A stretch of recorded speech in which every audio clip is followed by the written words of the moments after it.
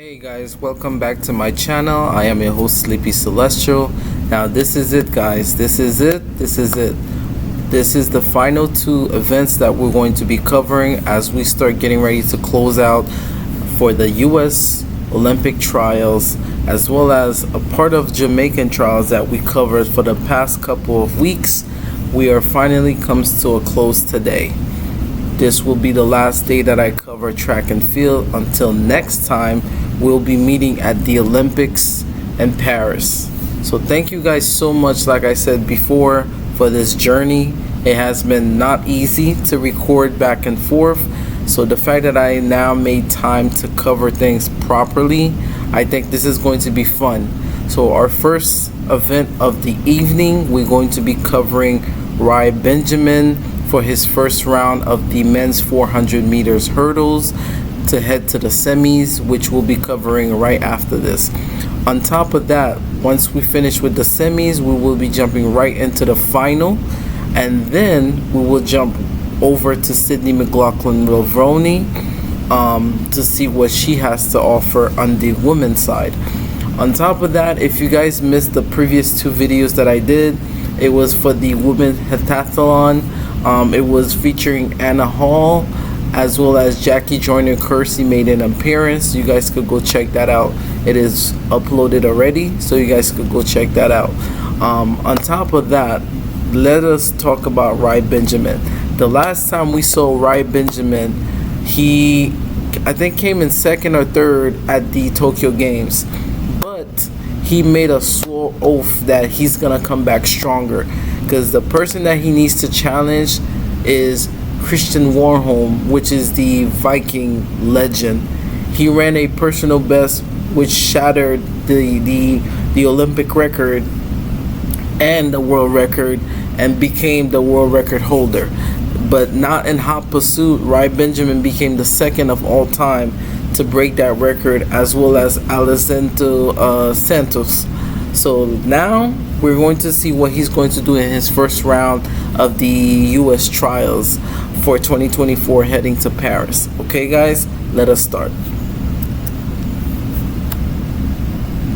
In this first heat of the men's 400, here's Rai Benjamin. All right now.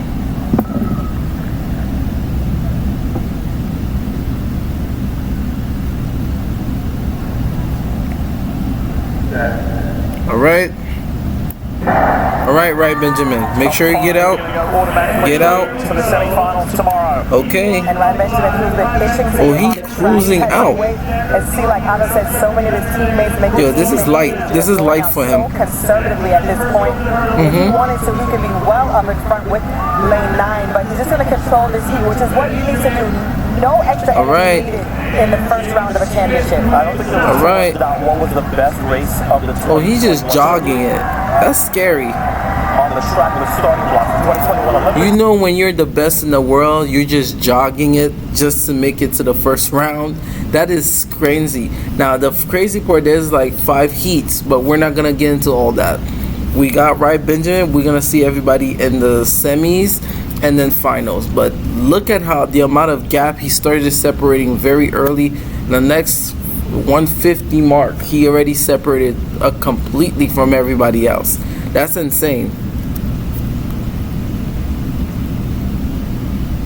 This was the best race that I think. That is insane. This year is how much Rai Benjamin has fixed the last 500. And remember, the problem he had in Tokyo was that he couldn't finish the last 50 or the last 60 of the 400 hurdles, and that's how he was thinking of the way he was practicing. From what I was being told, is that he started imagining racing against Christian Warholm as well as Alison Dos Santos, because Warholm, once he's out, when Christian Warholm is out, he's not gonna stop running. It's like the way he runs, it's like somebody's after him, and that's the type of energy you need to have in order for you to beat Christian Warholm. So I think he has a chance this year to do an upset.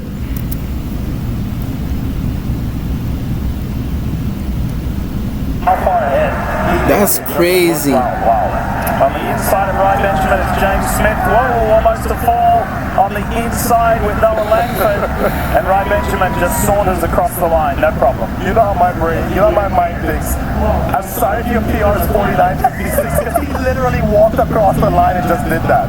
Man, I mean, just checking a box out here That's insane. just shows how much better he is. That Everybody else is tired. Here is the final 200, so he had basically been at a pedestrian. And that goes back to the difference you could see between professional and amateur and like NCAs. You see that even people that's been running all NCAs, I understand they're physically tired because they've been running all year, and then to now versus a veteran and also a professional athlete, like when they ready to get ready for the Olympics, it's insane. It's completely insane. Pace in the first 200, and you saw it picking up around the turn because he definitely wanted to control this heat. And as he clears hurdle 8, I mean, he's already looking up at the board. He's probably having to adjust his stride because he's running so slowly up to the hurdles. You see him there having to reach for it, and man, what an easy race for him, Otto. We're gonna get a better look at just how big the gap was between Ryan That's and insane. Smith. Next closest is second at 50.2, 7 meters at one point until Ryan backs completely off and ends with about a 4-meter cushion. But look, That kid was dying. Smith, he was dying. My pick for gold, even though we know the Carsten Warholm, the world record holder, and the guy who won the gold medal the last time at the Olympics, has been.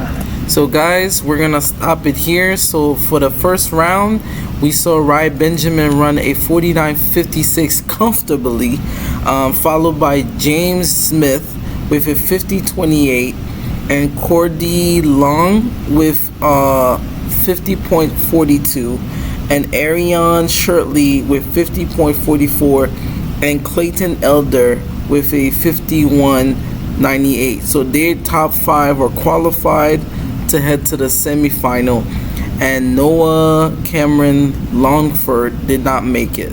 So guys, this was an amazing experience, and we're gonna see the rest of the video, but this is shocking. Like, Ryan Benjamin looks different. He is very in control of the race, and he managed to finish the race. So whatever that he needed to fix from last time he raced against Ryan Benjamin, as well as Christian Warholm, there's a lot of fix he managed to do. So that's insane. So let's see what happened now. Dominant. And Clayton Elder, coming off his senior year at Alabama, all in white there. He led in the early stages for a brief moment. He will be that 5th and final auto qualifier. But let's hear from Ryan. Lewis? Yeah, we're joking here because I'm telling Ryan, I don't know what to ask you after a race like that. So how do you explain what we just saw? I don't even know. You don't know either? I just wanted to come out. I haven't raced since LA Grand Prix, so just Coach Hayes and I were just like, all right, let's just feel it out, see how you feel, and make a decision coming home. So that's what I did. Do you have a percentage that you're going to ratchet it up for the next round, and you begin to think about the final, and of course making the team, and of course what you'll face if you do make the team in Paris, because there'll be no jogging like that? Yeah, definitely not. I think each round is just based on personnel, who's in my race, and what I have to do to get through. But the goal this weekend is just to make the team. Amen. For sure going to ratchet it up in the final, but now it's just making it through as easy as possible. You explained it. Thank you, man. Yeah, thank you. So we're gonna stop it here.